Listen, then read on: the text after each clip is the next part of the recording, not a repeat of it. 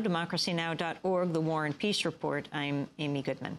While the collapse of this country's financial system continues to send shockwaves around the world, I'm joined on the telephone by best-selling author of The Shock Doctrine, Naomi Klein. Her latest article for the Huffington Post is called "Now is the Time to Resist Wall Street's Shock Doctrine." Naomi Klein, welcome to Democracy Now! Thanks, Amy. Great to talk with you. Explain, what do you mean?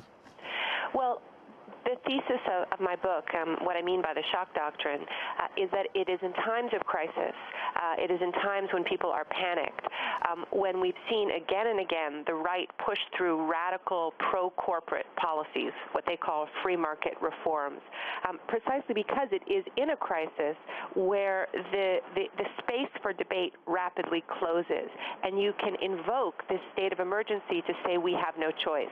And I think we're seeing a very dramatic example of this tactic right now, with this really extortionist kind of tactics playing out in Washington. You know, sign this blank check, or we're all going down, or Main Street's going down, or taxpayers, you know, the sky will fall in on them.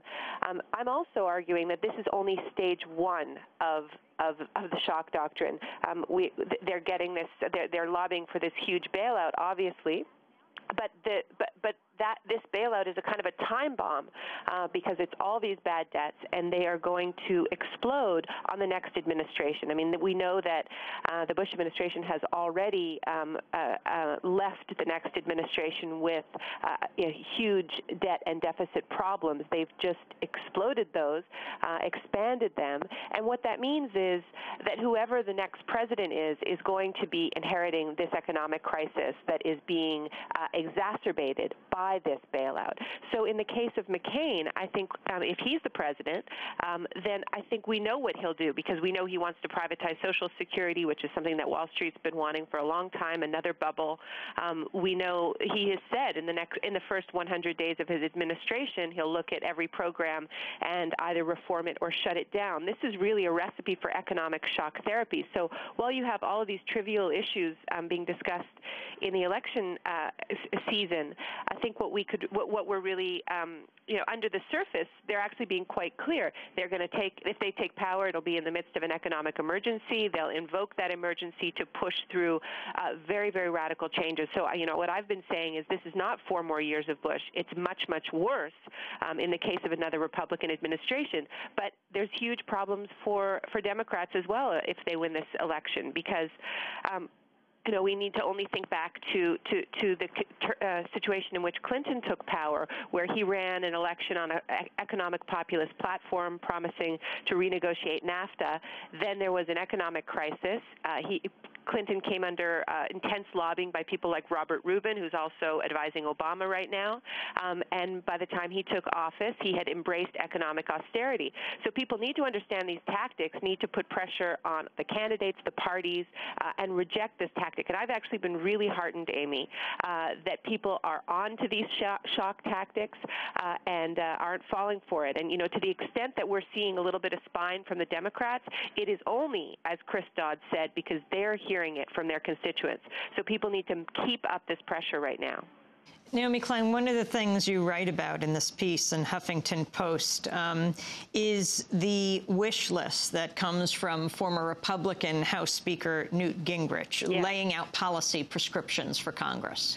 Yeah, I mean, there's pressure being put on Congress from Democrats who we've heard the proposals to cap executive pay and to have a moratorium on foreclosure. This is coming not from all Democrats, but from some. But there's something going on the Republican side where you have people like Newt Gingrich, and you also have the Republican Study Committee, which is a group of very influential Republican lawmakers who are saying that they're opposed to the bailout, and they also have their wish list. And I think that it's not that they're going to oppose a bailout completely. It's that they want economic changes, right-wing, pro-corporate economic changes attached to a bailout. So Newt Gingrich has his list. He's got 18 demands. But I think even more important than that is the Republican Study Committee, and I raise this because they've just issued their ransom list. It starts with suspending the capital gains tax, privatizing Fannie Mae and Freddie Mac, suspending mark-to-market accounting, which is the rule that requires companies to assess their assets at the current market values. So what's so stunning about this, Amy, is that here you have a crisis that everyone seems to agree is born of deregulation, and they're actually calling for more deregulation. We have a situation where the debt is exploding on American taxpayers, and they want to suspend corporate taxes, which is actually what might defray some of those costs from regular taxpayers. So it's an incredible display of opportunism, and this is what I mean by stage 2 of the shock doctrine. The first stage is just the bailout, but the second stage are all of these radical reforms that are going to be invoked in the name of the crisis that the bailout is creating, whether it's pushed through right now or whether it's pushed through later. But what's important, Amy, in the book, I talk about. I start the book with a quote from Milton Friedman that has really made the rounds a lot lately, which is that, and this is a Friedman quote, that only a crisis, actual or perceived, produces real change, and when the crisis occurs, the change depends on the ideas that are lying around.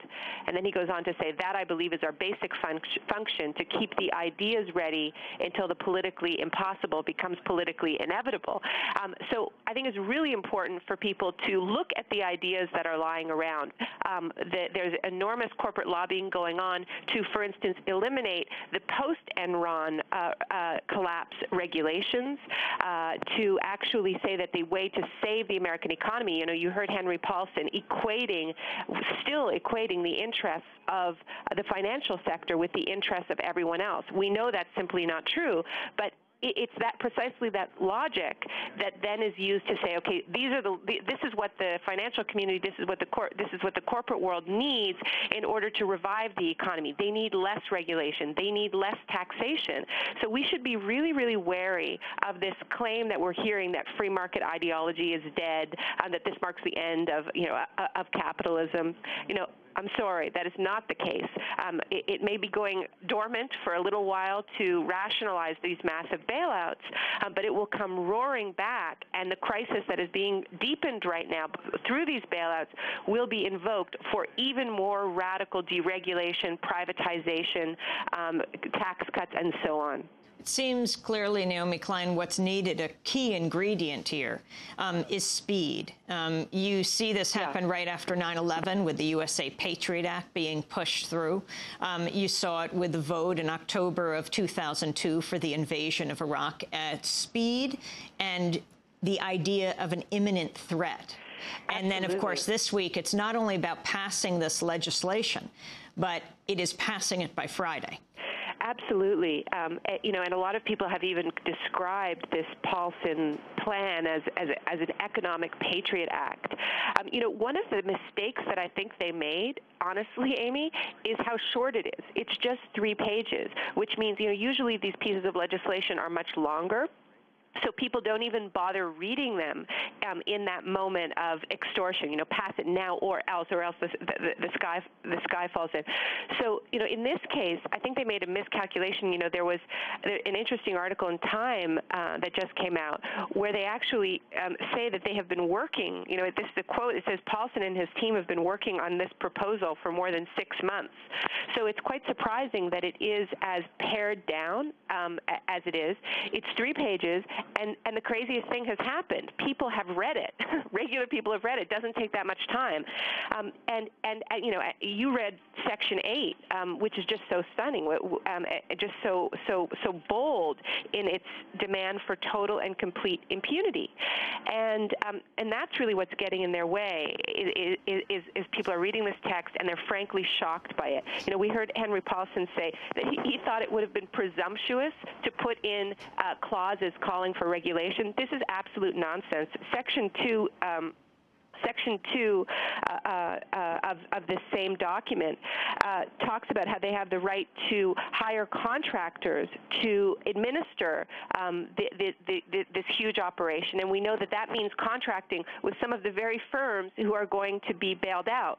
And then it says that they would be contracting them without regard to any other provision of law regarding public contracts. Amy, that is just that's Iraq levels of impunity, or even more. I mean, basically what they're saying is that we want to be able to contract with companies, but exempt those companies from the existing laws that bar conflict of interest, that have whistleblowing laws. I mean, the laws exist on the books, and they are actively excluding these contracts from those laws. So the idea that they didn't want to be presumptuous is complete nonsense. They are being extremely presumptuous because they are actively excluding these contractors, these would-be contractors, from existing oversight. We have to be very clear about this. It's interesting who Treasury Secretary Henry Paulson is. Served as an assistant to Richard Nixon's assistant, John Ehrlichman, and moved right from there to Goldman Sachs, then became head of it when, well, the now Senator and then Governor Corzine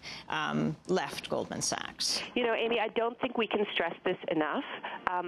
Henry Paulson is one of the key people, the top people responsible for creating the crisis that he is now claiming he will solve. You know, and this is, if we think about the 9/11 analogy and, you know, the state of shock that Americans were in after 9/11 and the emergence of Rudy Giuliani as the savior, and you know, people have so much regret about that. And you know, in the book I write about this as the state of regression that we go into when we're frightened. And I think Henry Paulson has really been cast in this role as an economic Rudy Giuliani, saving the day, impartial, bipartisan, a strong leader. I found this article in Business Week that ran when Paulson was appointed to the Treasury. And I just want to read you one sentence because I think it's all we need to know about Henry Paulson. This is from Business Week when he got the appointment as Treasury Secretary in 2006. So the headline of the article is "Mr. Risk Goes to Washington." It says, think of Paulson as Mr. Risk. He's one of the key architects of a more daring Wall Street where securities firms are taking greater and greater chances in pursuit of profits. By some key measures, the securities industry is more leveraged now than it was at the height of the 1990s boom. Then it goes on to say that when Paulson took over Goldman Sachs in 1999, they had $20 billion in debts. When he in these high risk gambles. When he left, they had $100 billion, which means he took their risk level from $20 billion to $100 billion. So it is absolutely no exaggeration to say that Henry Paulson, far from speaking for Main Street, is actually bailing out his colleagues for some of the very debts that he himself accumulated. This is an extraordinary conflict of interest. And then, of course, there's the question of his own interests in Goldman Sachs today. Well, you know, allegedly he divested from the company, so I can't comment on that, but I think there's some good investigation to be done. Naomi Klein, I want to thank you for being with us, award-winning journalist, syndicated columnist, author of the best-selling book, The Shock Doctrine, The Rise of Disaster Capitalism.